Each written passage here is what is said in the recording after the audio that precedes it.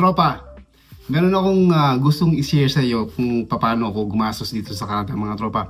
Meron akong isang sinusunod na rules para gumastos sa mga maliliit na bagay tulad ng mga maliliit na pinagkakagastosan ko, like yung mga electronics, shirts, di ba? Yung mga sports gear, yung mga maliliit na bagay na gusto ko pero ginagastos ko, mga tropa. So meron akong rules dyan bago ako gumastos, mga tropa. Ito yung tinatawag na rule of 5, mga tropa.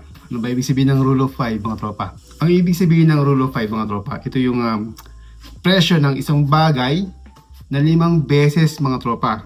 Halimbawa, kung ang bibili mo headphones, let's say headphones na lang, ito isa sa mga small stuff na binibili.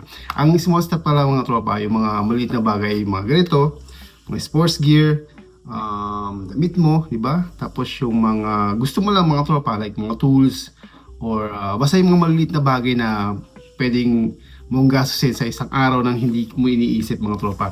Hindi kasama dito yung mga big stuff tulad ng pagbili ng mga bahay, pagbili ng sasakyan, di ba? Yung mga ganong kalalaking mga purchases ay hindi kasama sa mga small purchases natin sa buhay, mga tropa. So, bago ako gumastos ng malaking isang bagay tulad ng headphones, halimbawa itong headphones, ang presyo nito ay nasa let's say lang $75.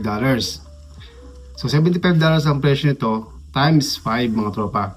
So ibig sabihin, kung meron akong pera na in cash nga pala, mga tropa, at hindi ako gagamit ng credit card, mga tropa, kung meron akong $75 na meron akong 5 beses sa aking bulsa ng $75, magkano yun?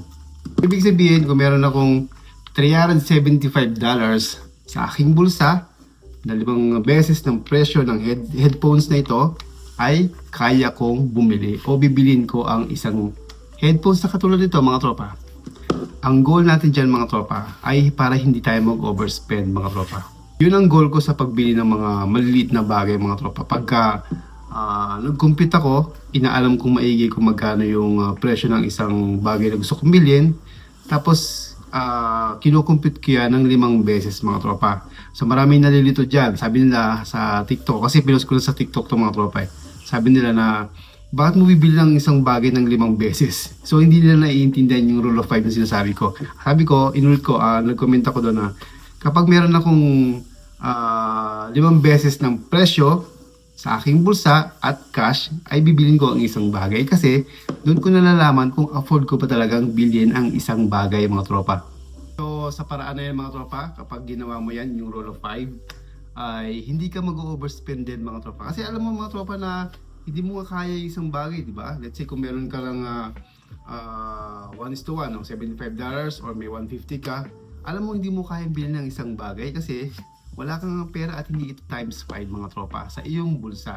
So inulit ko, mga tropa, ang rule of 5 ay ang presyo ng isang bagay na times 5 bago mo siya bilhin, mga tropa. Hindi ibig sabihin na times 5 ang presyo nito bago mo siya bilhin, mga tropa. Ibig sabihin, 5 beses ng presyo ng headphones na in-example ko kanina na meron ka sa isang bulsa, sa bulsa mo, bago mo ito bilhin para malaman mo kung afford mo talagang bilhin ang isang bagay na katulad ng headphones, mga tropa. So yun, mga tropa, no? Yun yung rule of 5 na sinasabi ko na nakatulong sa akin sa paggastos ko rito, mga tropa. So bago ko ginagastos yung pera ko ay ginagawa ko yung rule of 5 para alam mo na, para hindi ako mag-overspend at alam ko na afford ko ang isang bagay, mga tropa. Sana meron kang natutunan ngayong araw to sa ating munting kwentuhan about rule of 5. I-subscribe mo nga pala ako sa aking video na to at sa aking channel na Tropang Canadian, at i-follow mo rin ako sa aking TikTok account, Tropang Canadian din, mga tropa. Hanggang sa muli, mga tropa, kung gusto pong mapanood ang mga bagay o mga bagay-bagay dito sa buhay Canada, ay panoorin mo ang mga video na to sa end screen, mga tropa. Panoorin mo, maraming natututunan ka dyan, mga tropa.